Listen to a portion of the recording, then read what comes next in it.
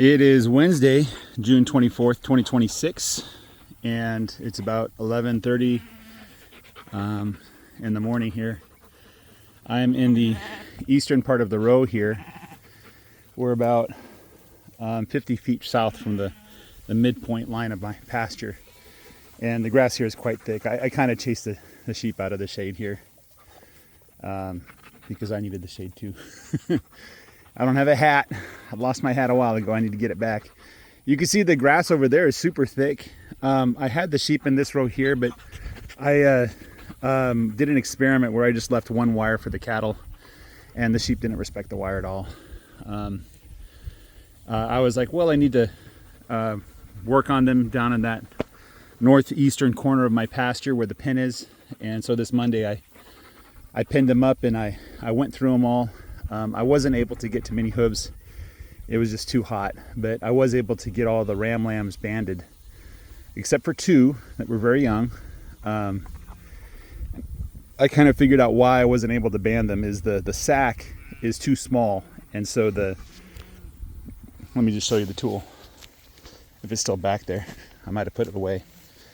But the tool requires a certain size of sack, so that when you close the tool, the sack can extend beyond the tool.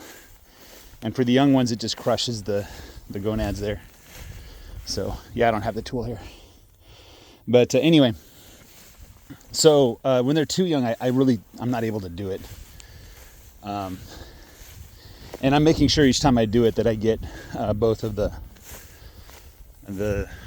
gonads there. Anyway, yeah, so I was able to band the rest. Those two were too young, and I figured I'm just going to come back and do it next month anyway. So might as well. Dogs are for sale. This dog was out here with the sheep, just kind of chilling. Came up and the dog got all excited. They are over 2 years old, so they're a lot more mellow than younger dogs. They don't chase things as much. They don't wrestle with each other. And they seem to have gotten the whole not chasing lambs thing down pat. So haven't had any problems with that. There is a couple dogs that I've seen them from time to time do a little herding instinct, where they'll move the animals back towards the group when they wander away. Since the sheep aren't scared of these dogs, like these dogs can just walk among the sheep won't even mind. Since they're not scared of these dogs, the way herding dogs work is they have to scare the sheep away from them, and these dogs aren't very good at it. So what they do is they just charge at the sheep, and the sheep walks away. So that's kind of the quote unquote worst behavior I've seen from them lately. Anyway, I was planning on selling starter flocks. I don't have enough lambs to support that, and I do need to grow my own flock here. My goal is to get to about 300 sheep.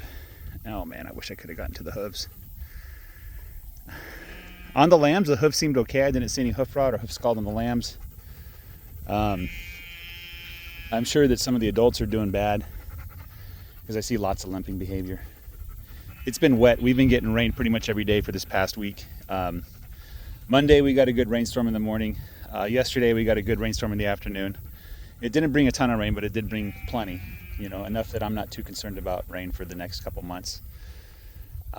There was an older ewe with a mangled left ear, and she had really bad hoof problems. And I was able to see that on the front hooves, 3 of the 4 are normal now, and the last one has grown way out, and I think it's just going to fall off. So I think the sheep can naturally handle long hooves. It's not comfortable for them, it's not fun, but eventually the hoof will fall off and new hoof will grow instead. It's probably a process where as the hoof starts to fall off, the new hoof grows in. So I'm not gonna bother the sheep to aggressively check their hooves like every week. And at the same token, I'm not gonna ignore when it gets really bad. And when I do pin them up, I am gonna look at their hooves. I'm gonna check the color of their skin, their eyelids and their gums and stuff like that, just to make sure they're not anemic or anything like that. The sheep, I had a problem bringing them back here, and the reason why was there's so much good forage to walk through. The sheep kept wanted to take breaks and eat the forage. There's a lot of different things to eat out here too. They don't mind the summer grass at all. I was thinking of putting out some protein. I did notice that some of the animals were a bit sluggish, and I wondered if protein would help, but I'm not sure that that would actually help. So I'm just going to keep them on pasture and let the animals sort through issues on their own. I did not get a count of the lambs. We counted about halfway, and then we were getting hot and tired, and I'm like, I can't leave them in here for too long. I need to get this finished. So I did hire some help, by the way. So we went through and just grabbed the last ones, checked if they were males. If they were, we banded them. Otherwise, we just let them out. And so I'm pretty sure we got all the males, except those two that were too young. So I got to pin them up again in a month and go for a second round of banding. You know, I didn't tag any sheep this time.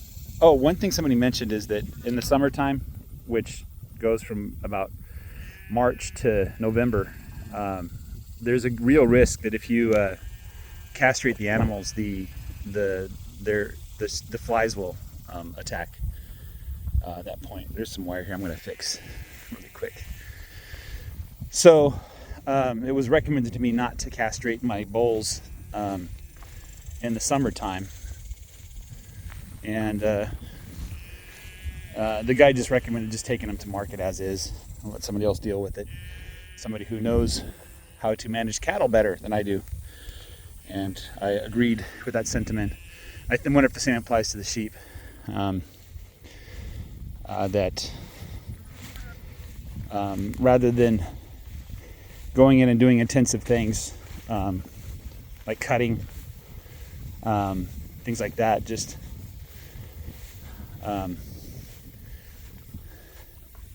sell them as is, you know, let somebody else deal with that.